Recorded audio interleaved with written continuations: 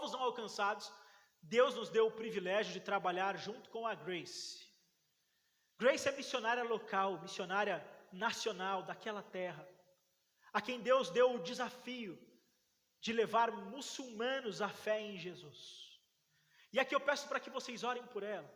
Tivemos o privilégio de passar 2 meses com ela, e eu costumo brincar que nós passamos 2 meses aos pés da Grace, como Paulo aos pés de Gamaliel, aprendendo sobre o que é evangelizar aquele povo, como que se planta igrejas naquele país, e como aprendemos com a Grace.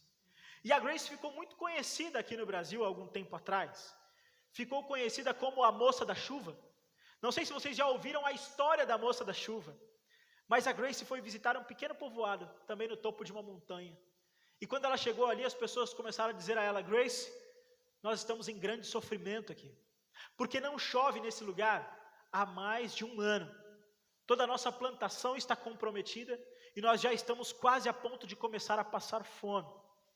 E a Grace olhou para aquelas pessoas, se compadeceu, e movida por compaixão e por fé, ela disse àquelas pessoas: olha, mas se eu orar ao meu Deus, Ele pode mandar chuva no topo dessa montanha.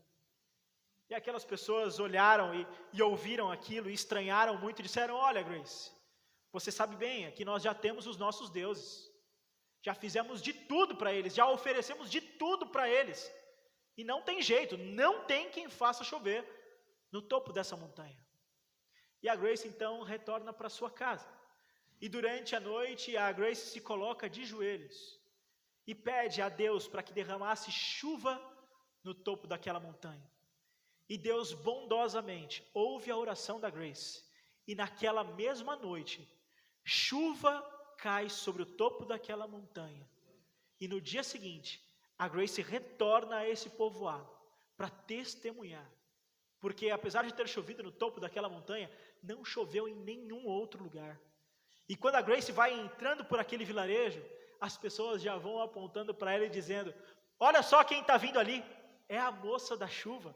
Olha quem acabou de chegar, é a Moça da Chuva. E quando a Grace chega no meio daquele povoado, ela é recebida pelo líder. E o líder daquela vila diz a Grace: Grace, eu tenho um convite para fazer para você.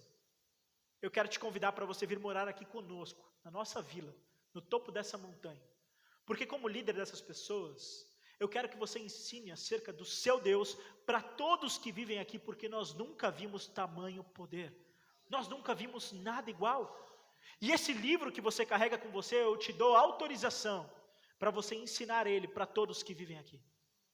E o que vocês acham que a Grace fez? A Grace deixou nada mais, nada menos do que a capital daquele país. E foi para aquele pequeno vilarejo, em uma cidade distante, para morar no topo de uma montanha, por amor ao Senhor Jesus e à pregação do Evangelho. E ali ela começou a discipular pessoas, começou a formar pessoas. Ela que já tinha sua capacitação teológica, começou a preparar uma liderança e encerrou seu ciclo missionário no topo daquela montanha, deixando uma igreja plantada, liderança estabelecida e os irmãos vivendo em comunhão. E partiu para esse novo desafio, evangelização de povos muçulmanos naquela nação. E sabem como ela faz isso? Através de aulas de inglês.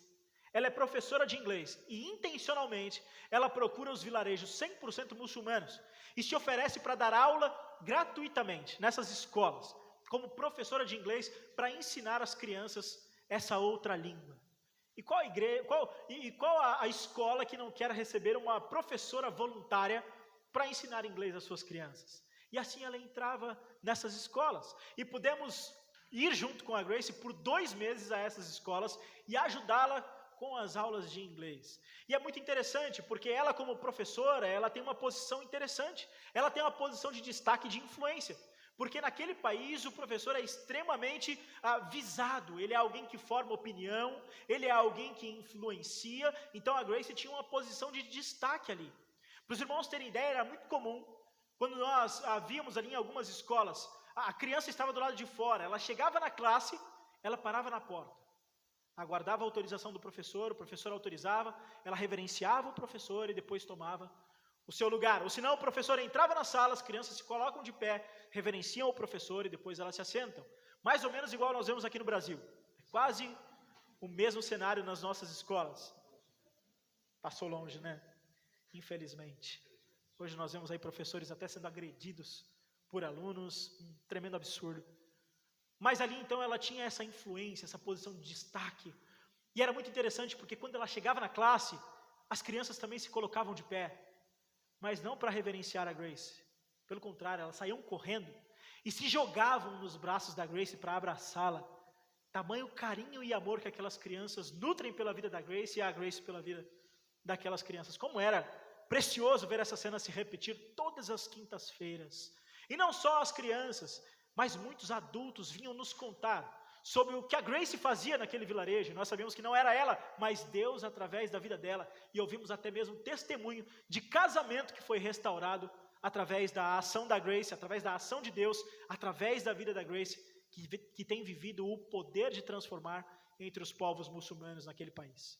E eu peço para que vocês orem por ela e assumam esse compromisso de oração com ela. Porque apesar de ser uma missionária nacional, local daquele país, ela é sustentada pela Junta de Missões Mundiais. Ela é sustentada pelos batistas brasileiros. É nossa missionária. Então assumam esse compromisso de oração com a nossa irmã em nome de Jesus. E por último,